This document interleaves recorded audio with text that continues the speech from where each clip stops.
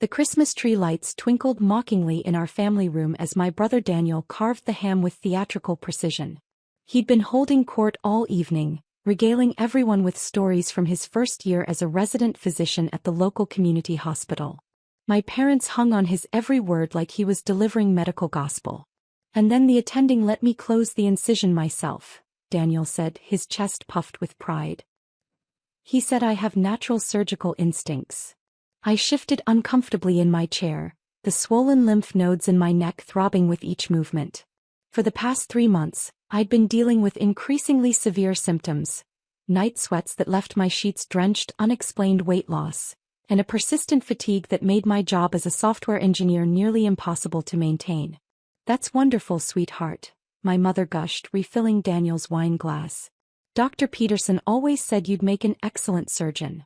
My sister Emma nodded enthusiastically. Unlike some people who think they know better than actual doctors. Her pointed look in my direction wasn't subtle.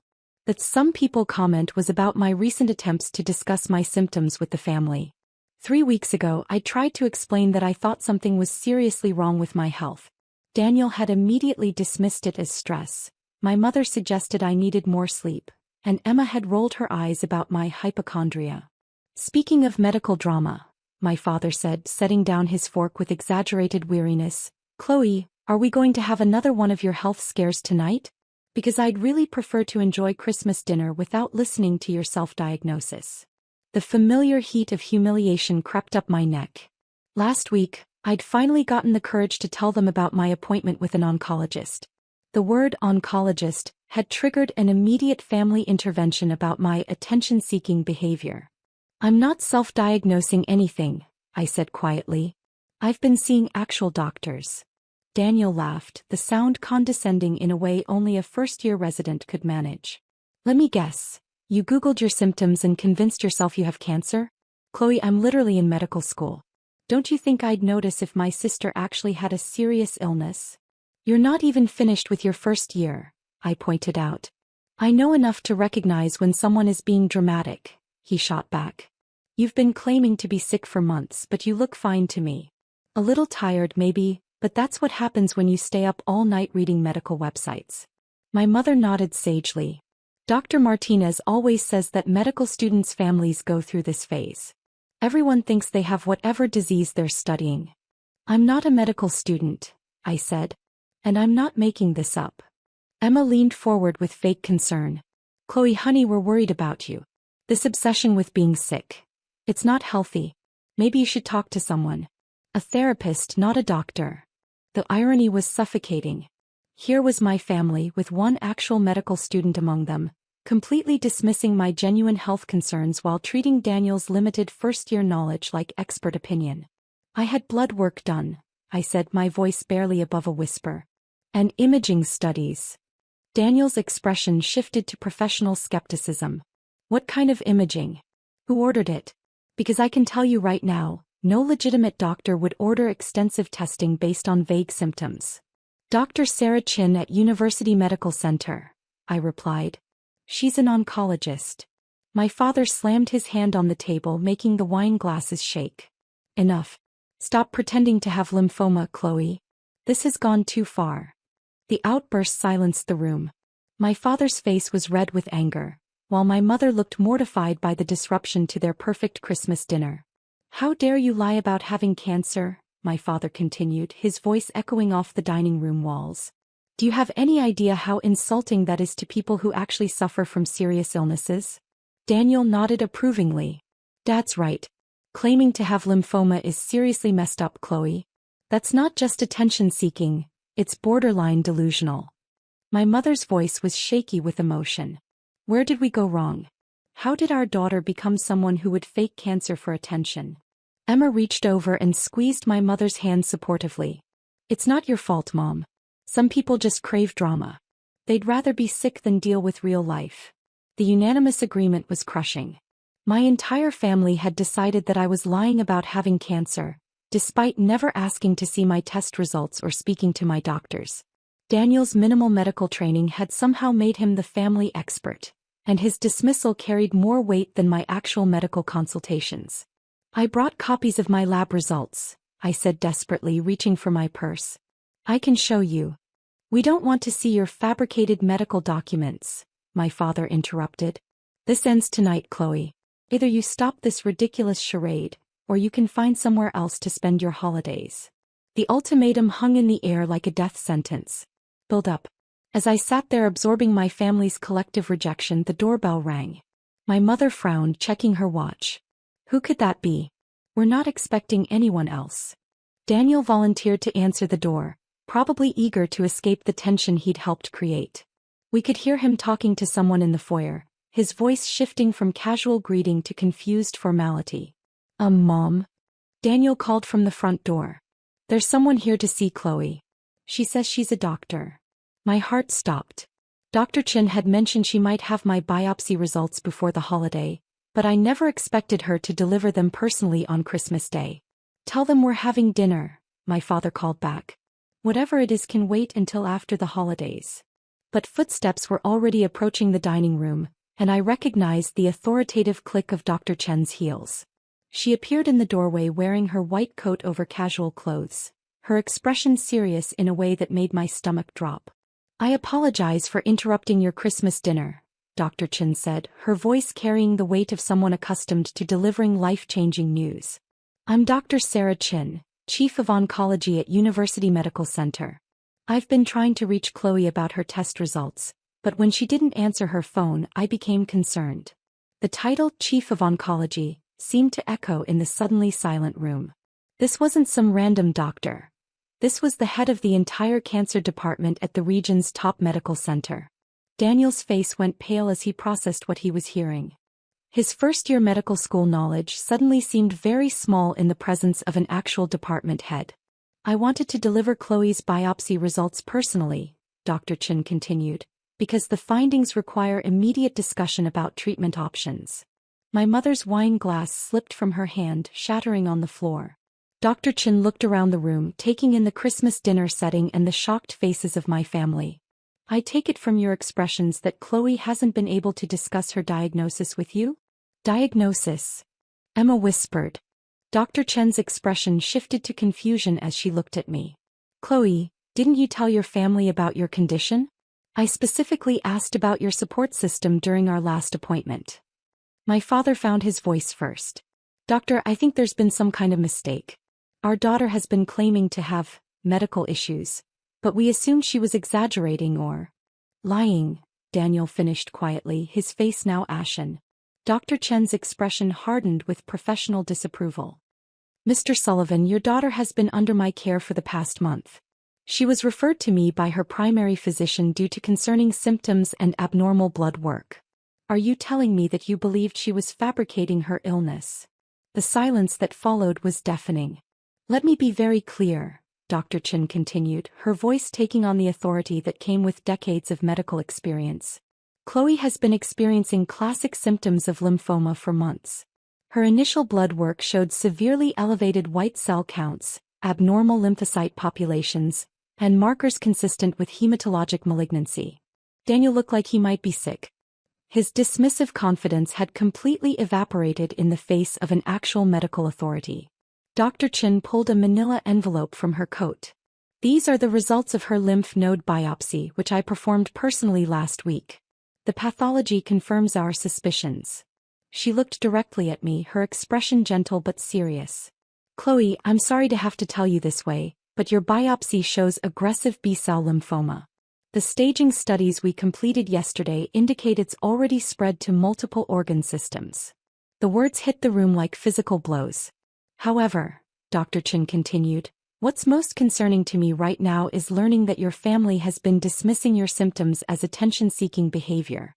The stress of fighting cancer while being accused of lying about it could significantly impact your treatment outcomes. She turned to address my family directly. I need you all to understand something. Your daughter came to me with textbook symptoms of lymphoma. Her clinical presentation was so classic that I ordered immediate staging studies. This is not a case of misdiagnosis or exaggeration.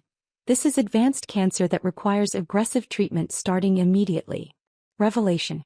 Dr. Chin moved to the dining room table, clearing space among the Christmas dishes to spread out my medical files.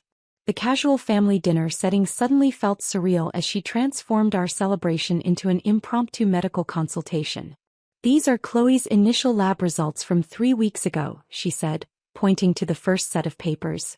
"White blood cell count of 45,000, normal is under 10,000. Lactate dehydrogenase elevated to 800, normal is under 200. These numbers alone warranted immediate oncology referral."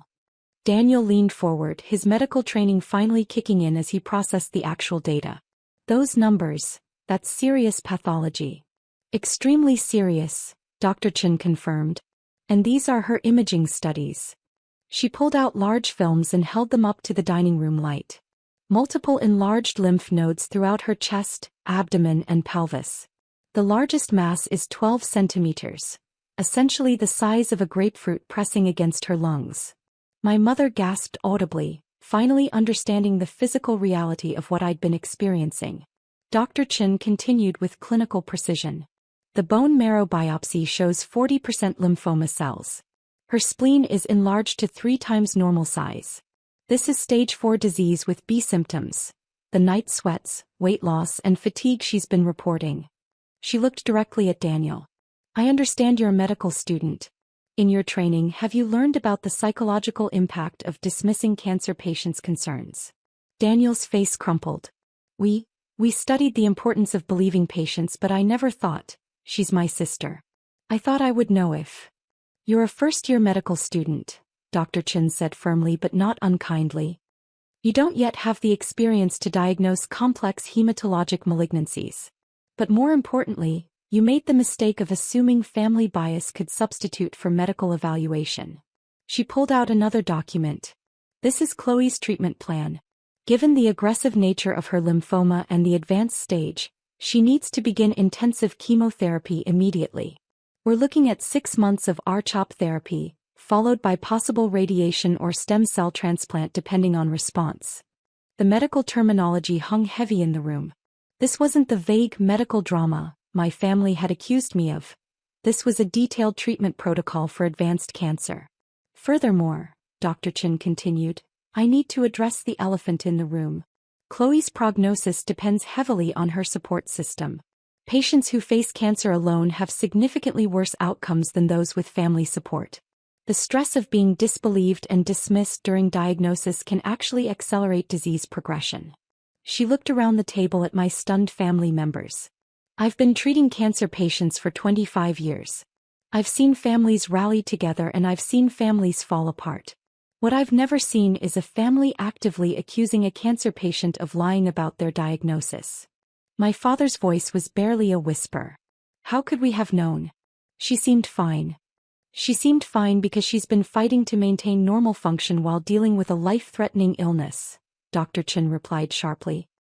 "The fact that she's been working and participating in family events despite having stage 4 lymphoma is actually remarkable. Most patients at this stage are bedridden." He turned back to me. "Chloe, I need to know, do you have a support system in place? Because starting chemotherapy without emotional support is going to be extremely difficult." The question hung in the air as my family finally grasped the reality of what they'd done. They had spent months dismissing my genuine cancer diagnosis as attention-seeking behavior, leaving me to face the most terrifying experience of my life completely alone. Emma finally spoke, her voice breaking. "Oh my God, Chloe. We really believed you were making it up." Dr. Chen's expression remained professional but cold. "Your sister has been calling my office in tears after family gatherings where you accused her of lying about having cancer. She's been managing the terror of a life-threatening diagnosis while being told by her own family that she's delusional." Resolution. Dr. Chen gathered the medical documents with practiced efficiency, her disapproval of my family evident in every movement. "Chloe, we need to start your first round of chemotherapy within the next 48 hours. The staging studies show the disease is progressing rapidly." My family sat in stunned silence, the remnants of Christmas dinner growing cold around them. The festive atmosphere had been completely shattered by the reality of my terminal diagnosis. "I want to be very clear about something," Dr. Chen continued, looking directly at my parents. "Stage 4 lymphoma has a 60% 5-year survival rate with aggressive treatment and strong support systems. Without family support, those numbers dropped significantly. My mother was crying openly now. We didn't know. We thought she was we never imagined. You thought your daughter was lying about having cancer, Dr. Chen finished bluntly. Despite her presenting with classic symptoms, seeking appropriate medical care, and providing you with the name of her oncologist, you chose to believe she was delusional rather than listen to her. Daniel looked physically ill. Dr. Chen, what can we do now? How can we help her? Dr. Chen's gaze was withering. That's something Chloe will need to decide for herself. After months of being accused of fabricating a terminal illness, she may choose to go through treatment without the people who didn't believe her when it mattered most. The weight of that possibility settled over the room like a funeral shroud. I stood up slowly, my swollen lymph nodes making movement painful. I need to go home and process this. Dr. Chen, what time should I be at the hospital on Friday? 8 a.m. sharp, she replied. We'll start with the first R-CHOP cycle. It's an all-day process, so you'll need someone to drive you home. My family looked at each other desperately, finally understanding that their months of dismissal had consequences beyond hurt feelings. Chloe, my father said, his voice breaking, please let us be there for you now. Let us make this right. I paused at the doorway, looking back at the family who had chosen to celebrate Daniel's basic medical school achievements while accusing me of faking terminal cancer. The Christmas tree lights seemed dimmer now, the holiday magic replaced by the harsh reality of what lay ahead. You had months to be there for me, I said quietly. You chose to call me a drama queen instead of believing I was dying. Dr. Chen is right. I'll have better survival odds facing this alone than with people who think I'm delusional. As I left them sitting among the scattered medical files and destroyed Christmas dinner, I realized that surviving cancer might be easier than surviving my family's betrayal. At least the cancer was something I could fight with treatment. The knowledge that my own family had dismissed my terminal diagnosis as attention-seeking would be a wound that no chemotherapy could heal. They had chosen to trust Daniel's first-year medical student opinion over actual oncologists, and now they would have to live with the consequences of that choice while I fought for my life without them.